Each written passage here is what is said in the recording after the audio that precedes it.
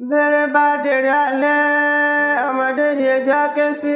Bẹ́rẹ́ bá dèrè àròyé, ẹja filẹ̀ fáwọ́gùn bí ló bá dijọ́ pẹ́. Adékúnlé ni ẹja ké sí.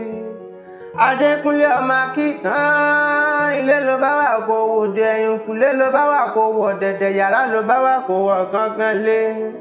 Ọmọ Báràfẹ́lì tí ń bẹ nílùú dẹ̀ ìlú orílẹ̀-èdè India ní ké sí òdàrẹ. Àwọn ẹ̀gbọ́n rẹ̀ ló ní mọ́ kí ọ pàṣẹ ìṣàmọ́dún.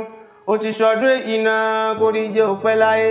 Ọmọ ìjàn ọ̀gbẹ́gì lóye ní òde rí jẹ Òkìtìpupa Oǹdó ní ará Lágbẹ̀dẹ, ìdí ní gbé ní ará Lágbẹ̀dẹ, ọmọ Awórin tún ríran.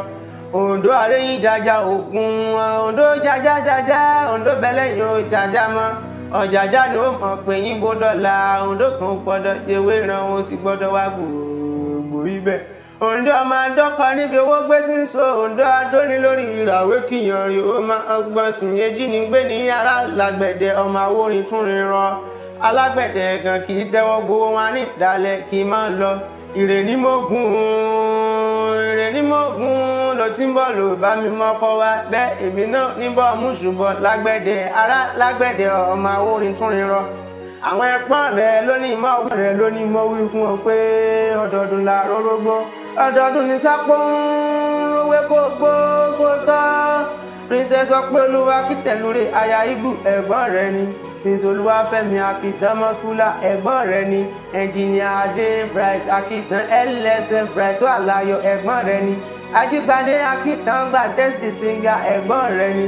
Agbára Olúwa Akitan Musila Fire Force Chairman MFM Gang ẹ̀gbọ́n rẹ̀ ni. Gbogbo wọn pátá náà ni mo wí fún ọ wípé ojú àmọ́ ọdọọdún ni ká máa ríra wa. Àwọn ìyá olórí mábẹ́lẹ̀ aládùn ní Akitan, olórí láàfin Akitan ní mo wí fún ọ pé agbórákòrò ti gbìn, agbórákòrò ní talábà wọn, ọdọọdún ní sápóorúwé, ọdọọdún láàjọ ọmọ ríra wa. Òkè Ìgbàlà Youth Ambassador wọ́n ní mo wí fún ọ wípé ire tọ̀hún wá, ire tọ̀hún bọ̀, ire ti gúúsù, ire tàríwá, ire lọ́jọ́ gbogbo kó fi lé ire ṣe bùgbé, ayọ̀ àìlópin kó fi lé ire ṣọdẹ̀dẹ̀, ìgbà ọdún kan.